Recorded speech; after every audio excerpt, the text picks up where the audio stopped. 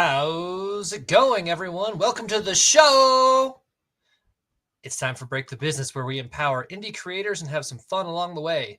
I am not Ryan Kairalla, but it's still a pleasure to have you here. I'm Zach Sloan, covering for the globetrotting Ryan Kairalla. And personally, for our little false start there, I blame him for not being here. And I'm thrilled to bring on one of my favorite people in all the land, the fabulous Katie Zaccardi. Hello, Zach. What's up, Katie? How you doing today? I will admit that I actually did not know I was seeing you today until I showed up. So I'm very excited for this conversation. Katie and I have not spoken since I think Ryan's birthday a few years ago. Yeah. Which is lame. We're extremely tight-knit, as you can tell.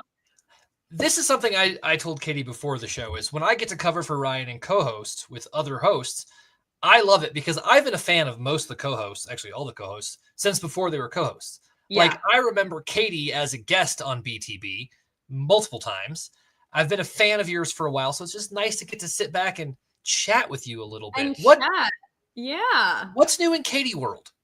Well, I mean, and you know what is so funny too is like I feel like all of us co-hosts are so connected, but you're right, we just don't. We're like ships passing in the night, literally. It's hot here in Tennessee, summer, but I am just trying to get out, see some music, play some music. So can't complain. Otherwise, not too much new over here. How about you? Oh, just similar, just out playing with my band. And as I recall, Katie, didn't you release some music recently? No, I have not released music for a very long time. Well, then I am wrong.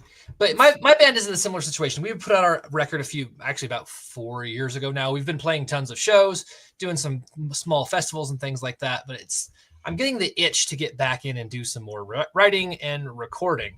Yeah, that's where I've been more so lately. I haven't really released music in over 6 years, could be even more than that. But I think we just lost Katie, which is a bummer because she's about to tell us about her musical endeavors. Is she still there? Can you hear me? I can hear you. Really? Yeah. Okay, just can't see me. Oh, there you are.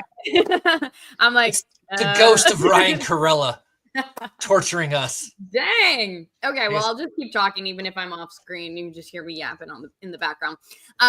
But I took a creative backseat from that when I started my business. But then in the last few years, especially after I moved to Nashville, I've been like writing a lot more and thinking about just creating a sea of demos, if anything, just for fun. But I don't know if you feel this way, Zach, but I often feel like I can't focus on too many super creative projects at once. So like, even though running a business wasn't like musically creative, you have to be creative in so many different ways. And I couldn't really, I couldn't be creating content for that and doing music. It was too much. It was too much. So now I'm a little bit more in the music zone, which is nice.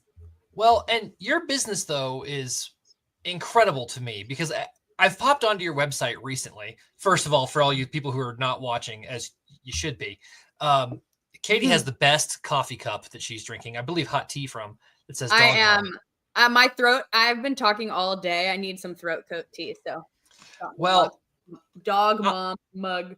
I have my dragon mug because I'm just a power nerd, drinking Diet Dr. Pepper out of it. But one thing I wanted to talk to Katie about before we get to our guest today, Zoe Espatia, about her business is I want to talk about Katie's business a little bit because your website fascinates me. And I truly mean that. You have so many acronyms that I don't know what they mean, and I need you to help me. Can you help me, Katie? Sure. This is because Katie is smarter than me, and I think her credentials prove this.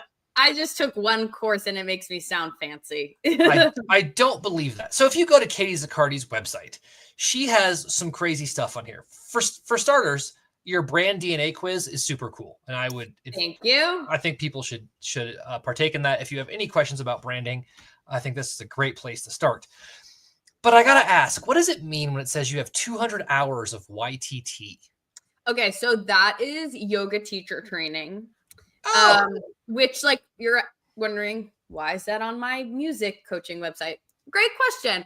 But it's really there because this is like deep lore, which our old listeners, like if you've been here for a while, you might know. I primarily started my business as a wellness coach, working with musicians just to help them like manage their time, their stress, their to-do lists. And so I was working with musicians, but it wasn't really like music strategy at first. And so I swear the fact that I have a yoga teacher training is relevant for that. that makes sense to me, actually. And my wife has actually gone through it, has her yoga teaching, has been through yoga teacher training, has a certificate. And I can see how it's changed her life and impacted the way she conducts her business and thinks. Yeah. But the next one I want to ask you about is NLP. What is that? Yeah. So NLP just stands for neuro linguistic programming. And all of the other stuff on there, aside, I mean, life and success coach, like that's pretty straightforward. But the hypnotherapy, the NLP, the EFT is like it's tapping. You might have seen it before. It stands for emotional freedom techniques. And maybe you've seen it where people like go and they tap along their body. But all of those are tools that I use with clients to help them regulate their nervous systems, overcome fears, overcome limiting beliefs, work through things that are maybe just not serving them. And then also it can help you just go a positive direction. So manifest or set goals or just get really clear about what you want and kind of use those tools to work with your subconscious mind in order to do that. Now, all of these things that we've talked about make sense because I have at least some background with some of them, right? Even by extension, just my wife doing yoga teacher training.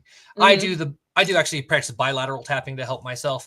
But the thing that I have no background in whatsoever and fascinates me is hypnotherapy. Can you tell us a little bit about what you do with that?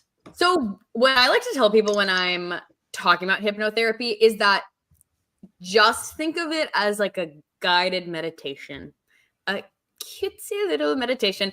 It's not like scary. It's not like, it is kind of woo-woo, I guess, but it's not like what you see on stage. It's not super entertaining and theatrical. You, the person who is doing it, are in full control. Like, as in, if I'm guiding you through it and you're doing a hypnosis meditation, you are still in full control. So it's not something like I'm going to tell you to do super bad things and then you're like going to do them just because you're hypnotized. So it's really not like, a lot of people come to hypnotherapists and they think that there's something different about trance, which is really different from their normal state of consciousness. But really, a light trance, as we call it, is just like being really relaxed. It's just like being really relaxed. It's a natural state, and like you're not going to feel hypnotized. You're not going to feel like you're not yourself. You just feel like you're in a deep meditation. Like maybe if you've done yoga and you know at the end they do shavasana, where you lie down on the floor and you just like do nothing for 10 minutes and you feel like you're not really sleeping, you're conscious, but you're like so relaxed after you just did all of that like your brain kind of hits this nice little state where it's chilling. That's what hypnosis is. So you go into that state and then you use a script of sorts to basically program into your subconscious mind the things that you want to feel. So typically when I do hypnosis, let's say, I don't know, Zach, give me something that you're like struggling with right now, or something that you really want to work towards or really want to accomplish. Like what's on your mind right now? I would love to develop myself to be a more patient, like partner to my wife and father to my daughter, right? Okay. I feel like patience is something I need to get better at. Great. Okay. So when you think about that, what are some other phrases or like scenarios that you really want to embody? Like, what does that dream picture of you being really patient look like? What are some things that go along with that? Really being kind and understanding of like, my 3-year-old's not trying to try my patience. She's 3 and doesn't understand things. And so I should not be irritated by this. Okay. And how do you feel when you're reacting to her in this new reality when you're really patient? Oh, then I would feel, I think, almost just like in the moment with her, like good, but just sort of going with her, trying to help her get through whatever toddler thing's going on. Okay. So, and I wish we had enough time. I would like put you in a full hypnosis on air, but we can't really do that. But next time. But to give you an idea of what it would look like, I would basically just say, okay, Zach, close your eyes, relax, get comfy. I'm just gonna put on some Zen music, maybe some binaural beats, and I'm just gonna like guide you through meditation. And that's literally what I would do. I would start by guiding you through meditation to help you relax. And then once we get to the point where you are in that relaxed state, I would use some of those things that you just told me to do the change work. So we're going to use the details of what we just talked about, and I'm just going to put those suggestions. So I'll say, cool. You are patient. When you play with your daughter, you feel at peace. When she's challenging you, you handle it with a sense of groundedness. Like you feel calm. You know that nothing, actually, I wouldn't even use the word nothing, because this is really the key here, is that when we do this, we don't use negative. So we don't say like, you don't get frustrated. You don't feel mad. Instead, we just say the opposite of that, which is like, you feel calm. You are kind. You are happy when you deal with this. So we would just, well, you'd be chilling. I would be saying those things to you. And then after that, I would bring you kind of back to the present. And then that's that. That sounds actually very lovely. It is. There's nothing to be scared of at all. Like worst case scenario, if you don't really like relax that much, maybe it won't be as effective. Best case scenario, obviously it works. And because we went through the exercise and because we put these suggestions into your subconscious, your brain adapts to that essentially. And it helps you to actually become that person that we set you out to be in the hypnosis. So it's very, very chill. Obviously, there's a lot of work, what I do with clients to get to that point beforehand of like, what is it that you're trying to overcome? And what is that like really thorough picture of what you want to be? But yeah, that's where most of the work is. Otherwise, you're just chilling. Well, one of the reasons I wanted to talk about this is that in my cursory research around this topic, I've seen that people sometimes use it if they're feeling like a creative block. And this can be a way to help them maybe move through the creative block or deal with writer's block or whatever is going on. Is that something that you've found effective for people, or is this for more generalized helping yourself holistically? That's a great question. I mean, I will say this. I think if you're having writer's block, like there's something holistic going on. And particularly if you're having writer's block and then you're so stressed about having writer's block, because personally, like, yeah, in my experience, and I'm sure for most musicians listening, if you are going through a period where you're not writing as much or you're not feeling as inspired, like that is normal. I know I very much ebb and flow with my creativity, but if you have a deadline or you're starting to like really, you're noticing that it's really hard and you're not feeling creative, and then you're starting to get on top of that stressed about that, to me, that tells me that just something else is going on. Like, are you experiencing stress in other areas of your life? Are you afraid of something? Are you afraid of the next step in your career? Are you worried that you can't write anything that's going to beat the last song you wrote? Like it could have something to do with your music. It could have nothing to do with your music. Maybe you have another job and that's been taking up a lot of your time, or maybe things have changed in your life. And it doesn't have to be like anything serious even, but it just kind of tells me like you're probably out of balance somewhere. So where can we get you back in balance and look at the root cause? Because I don't necessarily think that writer's block is like a root cause of anything. I think it's just a symptom. And this is just my experience. Obviously, writer's block is not a diagnosis. And I'm not a doctor. But I think in my experience, like typically if you're feeling blocked, it's because there's no flow happening. Okay, but why is there no flow happening? It could be, honestly, Zach, as simple as like, you're not living your life that's like the most common thing that I see with people, is that they're not able to write or be creative because they're not literally experiencing the world. So they're not feeling inspired. So like, can we use hypnosis for that? Sure. But I would definitely go a little bit deeper, because like I could do a hypnosis that's just like, you are creative, you feel the flow, like yada yada. Like we totally could do that. But I would also poke and prod a little bit to see what might be going on besides that. Well, that's interesting, because I want to talk about a couple things before we get to our guest, the founder of Zodiac Worldwide, Zoe Espatia. One thing I saw this week was an article from BMI, who we talk about frequently, about how to use more or how to add more emotion to your lyrics to make them stick. And I find when I have writer's block, typically it comes in the lyrical form. Yeah. And it's not that I can't write lyrics. I can write bad lyrics all the time. Sure. But writing good lyrics sometimes eludes me, and oftentimes eludes me. I'm not a great lyricist, but being willing to tap into like an emotional space, I think can be difficult for some people. Maybe it's vulnerability, fear of people seeing you or feeling your pain or seeing that you're having an issue. Or maybe it's just the fear of, or maybe not even fear, maybe just the desire to keep those kinds of things private. Yeah. Now, one of the things I thought, though, that this article stated that made sense to me, and I want to get your take on this, is dry facts just vanish into the ether very quickly. If I have a lyric that's not rooted in something emotional, the listener it's just going to in one ear out the other.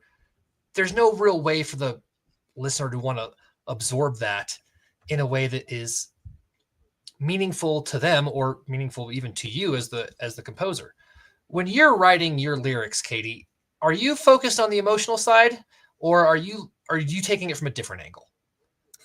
That's a good question. I mean, I think that I sometimes find balance, of course. But I'm just thinking of an interview or a conversation that I remember seeing with Phineas and Billie Eilish, where Phineas was saying that like every like pop star these days was getting so hyper specific with their lyrics. And I'm pretty sure it was the two of them. So forgive me if I'm like misremembering this, but I'm pretty sure it was the two of them. But basically it's like, I left my red shoe in your blue car on Santa Monica Boulevard. And it's just like there definitely is a trend of that right now. So I totally get why this kind of article is coming out, because I feel like it's gone one way. But yeah, I try to use emotions. I think it can be hard sometimes to find the right words to describe emotions, but that's also what makes for better lyrics usually. And that's true. And I think the balance that I often think of is like, there was a point, and I'm still kind of there, but for a while I was almost like overly, I felt like there was authenticity overload that I was hearing from a lot of my favorite artists. And I appreciated it at first, but I feel like, especially since COVID, where a lot of people are more willing to share things, I'm like, I feel like I'm learning too much and some of the mystery of music is gone. And so that almost lines up with what you're saying, is this hyper specific stuff is maybe it doesn't really resonate sometimes with the listener. Another thing go ahead. Well, I was just going to say, like, I think you can also overcorrect the other way when you're just being like, I feel so bad. Like, not that anyone's ever writing a song that goes that way, but like, it's storytelling. You just have to find the balance of both, paint us a picture in all the ways. Well, I tend to agree. I think that finding a way to tell a compelling story that also has some emotional pull to it is it's a difficult needle to thread. And one of my favorite bands of all time, and this is where my power nerd side comes out, is Coheed and Cambria, which the frontman Claudio Sanchez, who writes their songs, said that the reason they write all the music is set in a fictional sci-fi world, because he was like, I was too afraid to talk about the things I was going through. So if it was just these characters, then I could talk about it. But these songs are all about me. It's about me, air quotes. Yeah. But sometimes I think this can go a little bit awry. And would you be surprised, Katie, if I told you that Congress has noticed that sometimes our lyrics might be a little bit specific, or maybe we should be careful about interpreting lyrics literally? Have you heard about the Rap Act? No, tell me more. Oh, anytime I can talk about legislation, I am down. So the Rap Act. This is a proposal that would bar lyrics from being used as evidence in court. Now, I don't know if you followed the Young Thug trial like I did. Did you follow this? No. Okay. So, long and short of it, Young Thug was accused of committing crimes, and some of his lyrics were actually introduced as evidence. And this can be a problem, right? And in the article, they say something that I thought was very poignant. Does anybody think that Freddie Mercury really put a gun to a guy's head? Does anybody think Johnny Cash killed a man in Reno just to watch him die? But in some instances, these lyrics are hyper-specific, and prosecutors and judges have, from time to time, approximately 800 times, according to this article, used it as evidence in committing of crimes.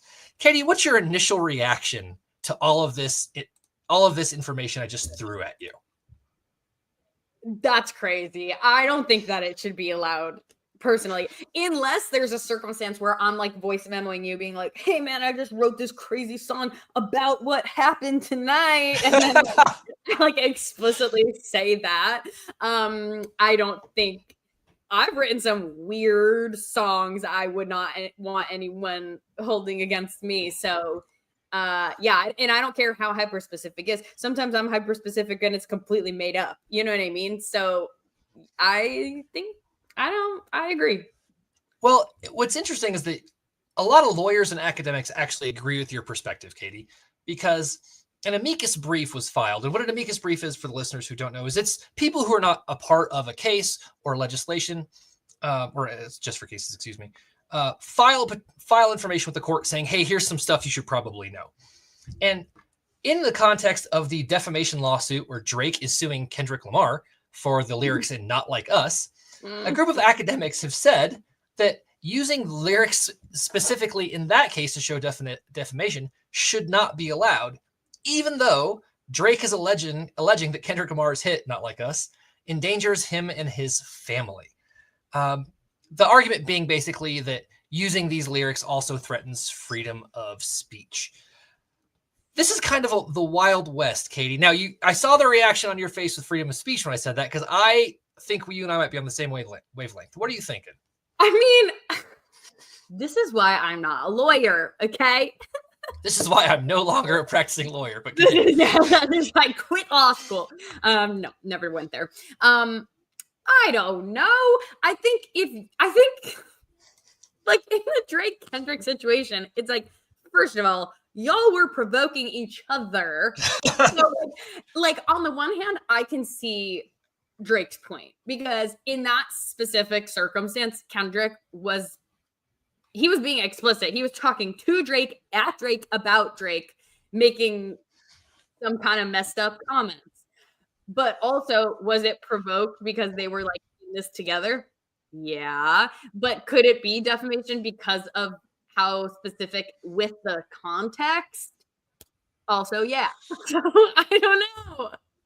Well, when I first read, and I had a similar reaction to you, but when I first read this article, it took me to one of my favorite Key and Peele sketches of all time. Are you familiar with the comedic genius that is Key and Peele? I am, though I'm not 100%. I'll know what you're about to say. So let's. If it wasn't, I didn't want to put extra work on the shoulders of fantastic producer Lauren, but there's a fantastic sketch where a police officer is interrogating a rap artist, saying, "I've got your confession." He pulls out like his mixtape, and the song is like so hyper specific. It's like, I did this crime at this time to this guy.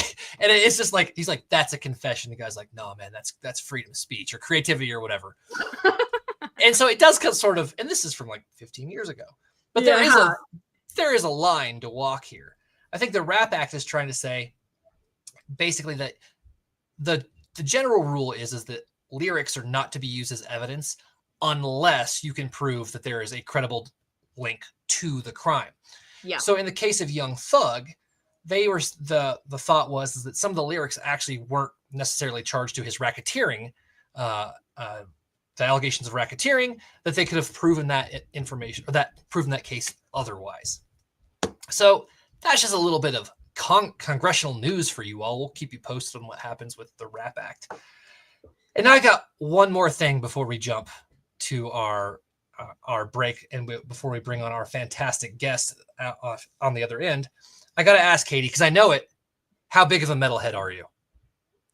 Like 0%. I knew it. Don't hate me for it. I can support the supporters, but I'm not one. Okay. That's, you know what? I thought you might say that. And that's why we're doing this one last. I'm a theater kid. Like, please, metal? No. Sorry to say. That's fair. But as one of the resident rock and rollers from the show, I would be remiss if I didn't bring up the loss of the great Ozzy Osbourne, who recently passed away about 2 weeks after his farewell concert. And I have a very distinct memory, Katie, of like being in like maybe late elementary, middle school, like staying up late and listening to the rock and roll station from like 2 towns over. Producer Lauren is amazing and put the Key and Peele sketch in the chat for anybody who wants to watch it after the show, who's in our backstage area. But I have a distinct memory of like listening to Ozzy Osbourne and like it felt dangerous because his songs were just like weird and metal. And there's like these formative memories I have as a musician for listening to that kind of music. And I was curious because my formative memories are like rock stuff, some blues stuff, some metal stuff. But you're very different from me, Katie. What are some early memories you have of music that really have stuck with you over the years? No, because now I'm going to embarrass myself because it's literally like all musical theater. And like, what's wrong with that? I mean, it's just nerdy. It's not cool. It's not like metal. I'm drinking from a dragon coffee cup. Who cares about nerdy? That's fair. That's fair. Yeah, I mean, I grew up doing theater. I grew up loving theater. Like I remember seeing when I was in the 5th grade, I saw the 8th graders put on a production of Les Mis. I was like enthralled. It changed my life. I like ran 8th graders. Yeah. Dude, I mean, it was Les Mis Junior, but and then in the 9th grade, when I was a freshman, I guess I like discovered the Beatles. So somewhere in between there, like I mean, obviously my parents listened to all kinds of music growing up, so I was always around everything. But somewhere in between like that, like musical theater discovery, and then like me as like a person who now had a functioning brain being like, I can listen to the Beatles out of my own choice. But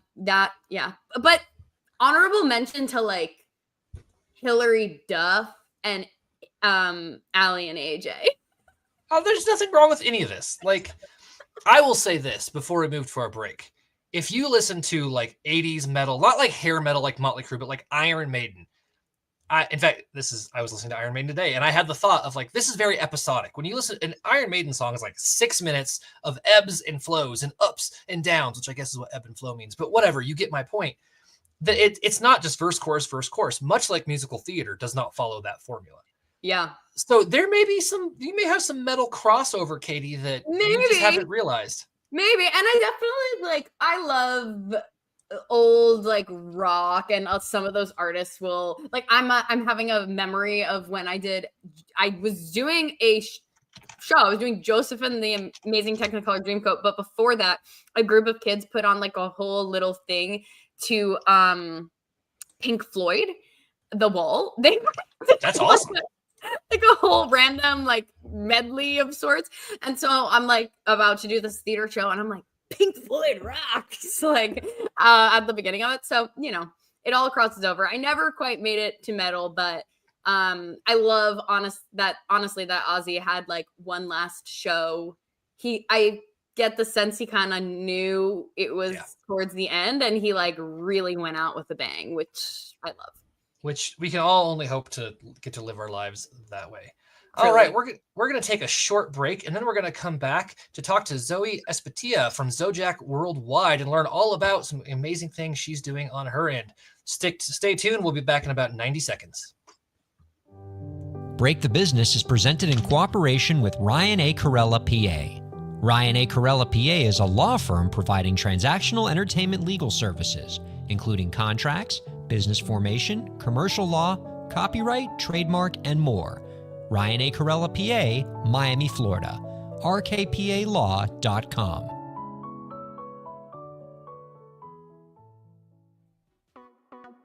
Streaming services for Break the Business provided by LEK Entertainment. LEK Entertainment is a full-service entertainment company offering everything from consultations to full-scale events and productions, including audio and video productions, voiceovers, staged theatrical productions, script and music development, and streaming services. For more information, visit lekentertainment.com. LEK Entertainment wants to help you bring your story to life.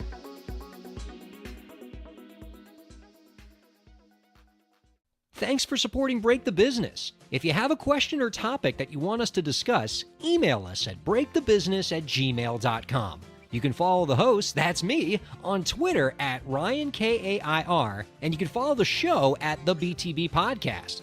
Be sure to subscribe to the show on Twitch, YouTube, and Facebook, and on all major podcast platforms. And now, let's get back to the show. Hey everybody, welcome back. Now I'd like to introduce our guest. Zoe Espatia is a powerhouse in the music industry whose story flips the script on what success looks like behind the scenes. She is the founder of Zojak Worldwide and started with no connections in just a single CD, but built a global platform that has supported the icons of the likes of Vibes Cartel and tens of thousands of artists across Jamaica, Latin America, Africa, India, and now the United States. Let's give a warm BTB welcome to the founder of Zojak Worldwide, Zoe. Hi, how are you? Hey Zoe, how you doing today? Good. Can you guys hear me okay? Sound great. Good. I gotta ask because I'm terrified. Did I get your name wrong? How do I say your last name? Zoe Espatia. So Espatia. yeah. Okay. Yeah. I had to make sure. I would have felt terrible. So Zoe, I am really interested in talking to you because one of the first things that came up when I was doing some research on you is I saw that you are running an MCN. Now, last week we talked about MLCs, very different. Can you tell our listeners what is an MCN? So an MCN is a multi-channel network platform on YouTube. So basically we have what's called a YouTube partnership agreement. And within that agreement, we can allow other creators who have platforms on YouTube to be a part of our network and monetize their content and get paid for it. Now that's very interesting to me because as I'm thinking about the behemoth that is YouTube and and I see Katie nodding, so I think she's dealt with some of this too. Trying to manage a YouTube platform is a very unwieldy beast. What are some things that artists need to be doing or that you can help with to make sure that this beast is tamed? Well, it's like the wild, wild west out there. It really is. I mean, in terms of promotion nowadays, you really have to be out there, right? You have to be, if you want to be popular, if you want to sell music in today's world, I mean, you can sound horrible, but if you have the followers and people like you, they're going to, and they're going to gravitate to you and they're going to stream your content. That's all they need. So, and it's much different than what it was like even 10 years ago, 5 years ago, pre-COVID. Well, and what's the biggest change you've seen in the past decade? Is that.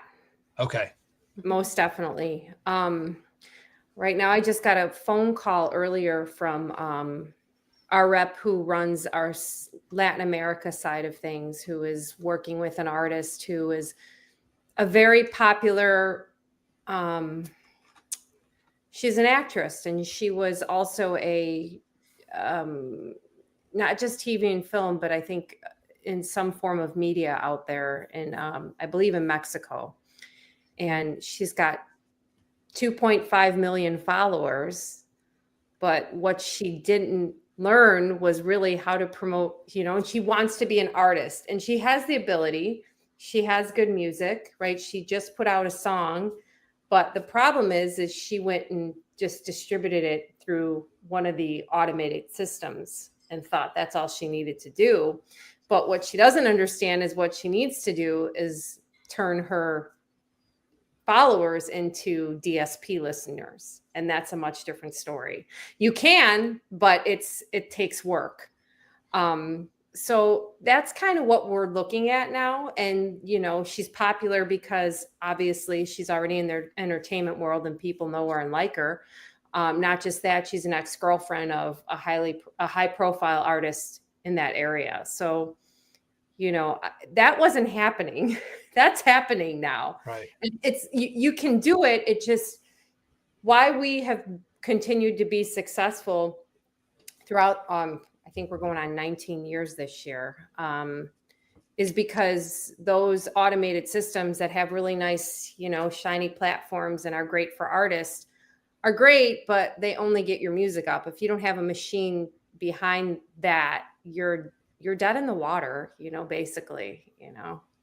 So we kind of, what makes us unique is we still offer that personal touch, and I hope that never dies. We always end up having even artists that leave us or come back because they don't have that connection, you know. They don't have that feeling of, okay, we love the music, so what are we going to do about loving the music still?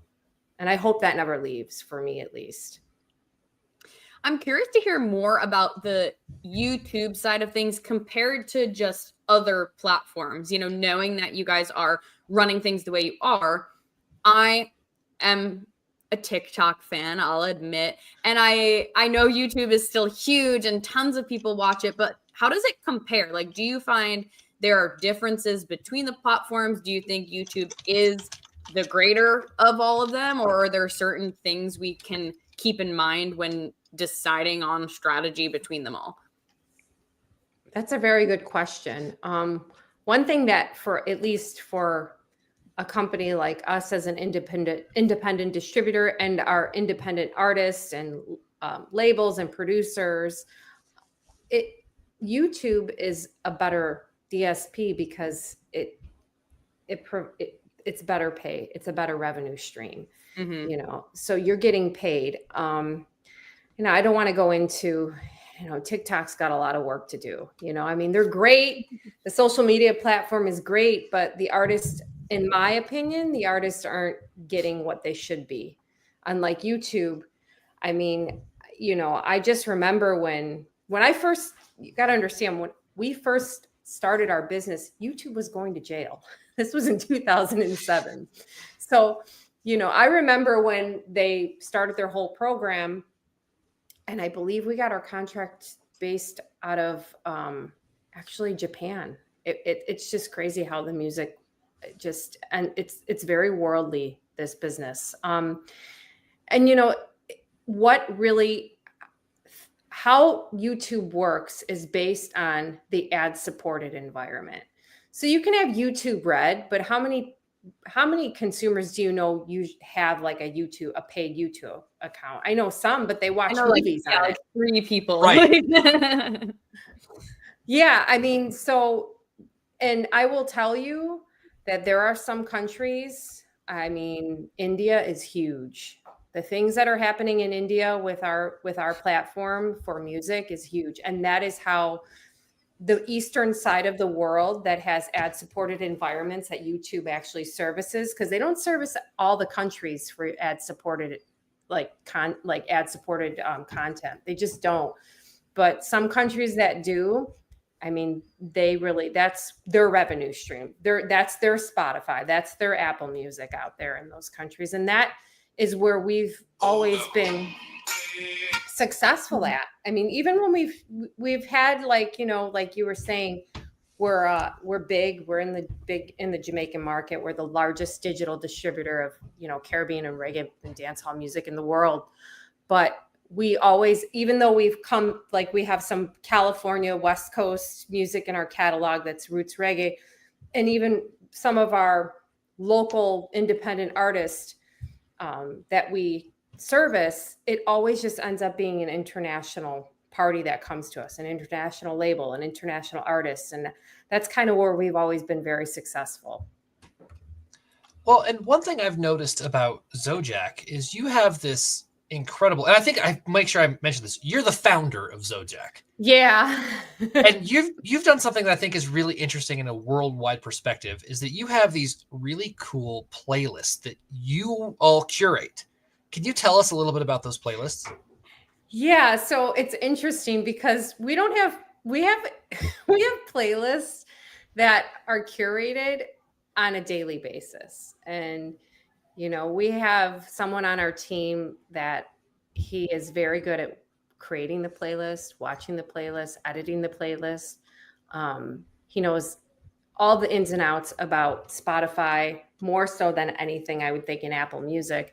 A lot more now about YouTube. We're trying to get into playlists there. It was a lot of just uploading content and MCN channels, because that's much different than just playlist. Those are two different things. But yeah, those playlists are, some people come to us and say, hey, can we pay you to get on the playlist? But, one of the team members is like, we're just not there yet. We don't have that going yet. We still like to be really strategic and, basically decide what's going to be on our playlist and what's not.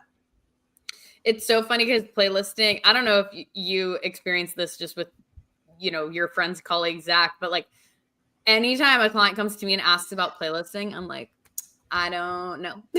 Like it's like so tight knit, the people who do it. It's like hard to get on playlists. So, I mean, the fact that you're getting people reaching out, just being like, please, I'll pay you. It tells me that you've not only had a very successful playlist, but that they think you can help them, which is awesome. So I know that you guys, one of the things I love that you say on your website is we don't just put your music up, we plan your release. So what are a few core things that you feel like work really well this day and age when an artist is going to release music? You've said that a lot has changed in the last 5-10 years. So are there any like really special things that you can point to? And I'll add to this question as well to say that I know you also mentioned you do like advertising for Instagram, Facebook, I'm imagining other platforms.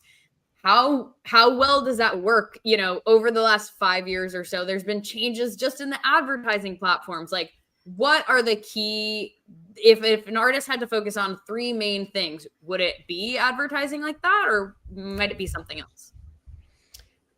I really believe now it's completely up to the artist and how are they interacting with their fans. And the artists that are interacting with their fans the most and like letting their fans into their own world are the artists that are doing the best and are the strongest and are the most popular. The artists that are okay to take, go on the interviews and do all sorts of things. It's still the same, but it's across social media. An artist that is out there, is interacting, is posting about their releases, is talking about their releases, and is actually doing what you tell the artist to do. That's what's working. It's no longer like, hey, here's my music and you guys got to get it up and make it happen. The advertising, we were just having this conversation earlier, and it's a constant conversation every day. None of the platforms except I would say YouTube, where you could really, as long as the music isn't, sometimes it's over censored, unfortunately, but if you can get through their whole censorship and their approval process, and you could get out to your fan base based on the countries, it really does seem to do the best. That would be where I honestly would say that's where artists should spend their money if they can. If they can't, then they just better promote it themselves. And I feel like the less we're involved in the sense of they know it's us, as the label or the distributor, is better. If the artist is out there, we could be behind the scenes telling him exactly what to do or her, and watching out for what's going on and making sure that their track is tagged properly, that it's going to trend, that certain things are going to be happening for it, that it's going to be talked about in certain places. And, yeah, they're still, okay, we can do the social media advertisements through Facebook and Instagram. And, you're out there, right? They see it. But there has to be an interaction. If there's not an interaction, then it's just not, you don't see it. You got to think about, how is this going to carry over into the DSP, right? So that's how we think. Like, is this going to work where the listener, are they going to get more listeners? How are they going to do that? Like, how are they going to get into discovery mode on Spotify? What can we do to make it trend on YouTube? All those things we think about. And we have meetings about that every week, actually, because it changes all the time. And you'd be surprised. Sometimes we notice different territories that we start advertising in, and we're like, oh my gosh, do they have a fan base there? We didn't even realize this, but they do now, So. Well, Zoe, it's funny, as you and I are talking, I'm thinking of a conversation I had with, I forget, one of the distributor CEOs like 10 years ago I asked, what is the most underutilized platform artists need to use? And he said, then YouTube. And I still feel like it's not something that a lot of people are really putting their effort into. So I got to ask you this about Zojak, because I feel like some of our listeners probably have a question. Do you do the distribution as a la a TuneCore, blah, blah, blah, like those places as well? Or are you more artist focused, as we've been talking about? Or can you marry the two if people are working with Zojak? You can marry the two. We marry the two. So what makes us unique is we're an aggregator. So we have direct agreements with all the stores. So, it's DSP, Zojak, and then the label or the artist or the producer. And then we, if they're looking for a marketing and promotion plan, then we discuss that and talk about what that looks like. And we invest in the project. And when we first started, like I said, we had love of music. That's all I knew. Like, I loved music. I have a history in music. I mean, all the stuff you guys were talking about before this, I was just like, yes, metal, Ozzy Osbourne. I knew it. The Beatles, like all this stuff. I mean, that, like, my foundation was just built on music, and then this just dropped in my lap. So I always said, well, how are we going to get into this business? And I said, well, let's offer our marketing and promotion for free so that we can build a platform. This is before algorithms even existed. I mean, there wasn't even streaming going on. And I said, because this will bring over this will allow the market to change, right? Because we knew the market was changing. We were already in it, and there was other competitors that were in it as well, but they didn't have the agreements we had. And we had gone to them and said, hey, let us help you. And they said, no, which is fine. But what that did was it allowed me to say to my partner, like, hey, we need to provide, like, the email system when it was like, the email blast. And we need to make sure that we're reaching out to the stores and the editorial departments and about this content. And that's what we started doing. And we slowly started to build a relationship. And like TuneCore and all those other companies do that, but they were charging for it, and we never were. And it was just, and we still don't. There are additional items we do charge for, but there's a lot of stuff we just still don't, because it's built into our business.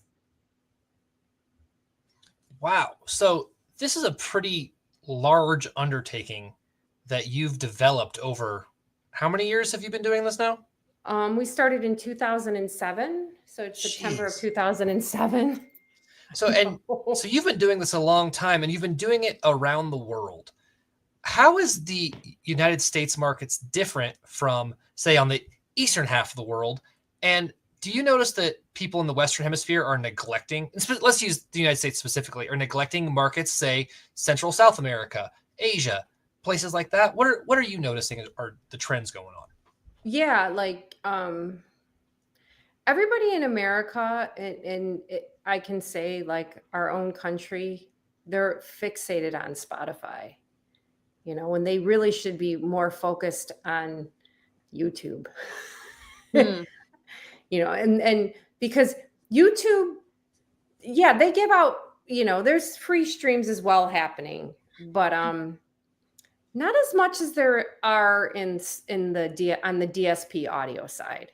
You know, I mean, since discovery modes come on board, it's been better because it's a way of, you know, a fan or a new fan discovering your music. You know, if it gets into just your song will get into discovery mode by Spotify picking it up, and it goes to people who may like it, right?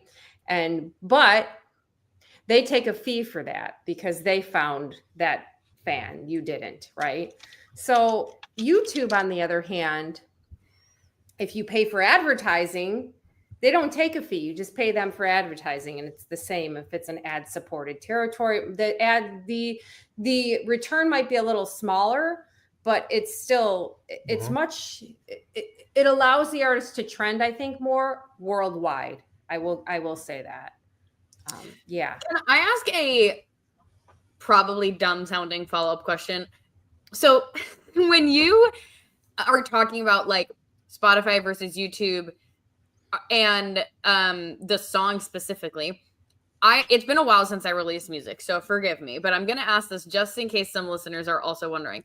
But when we distribute with Zojak, is that basically just putting the songs up as just the songs on YouTube, differentiating, like, this is really my question, and I just want to clarify, that's differentiating from like making a YouTube vlog video? Because you've been talking kind of about both. You've been talking about content is kind of king, and like the artist needs to connect with the people because that's what's going to get them to the DSP to listen to the music. So just like logistically, number one, are those two things different that you're talking about? And number two, is there a different process for each thing, or is it the same?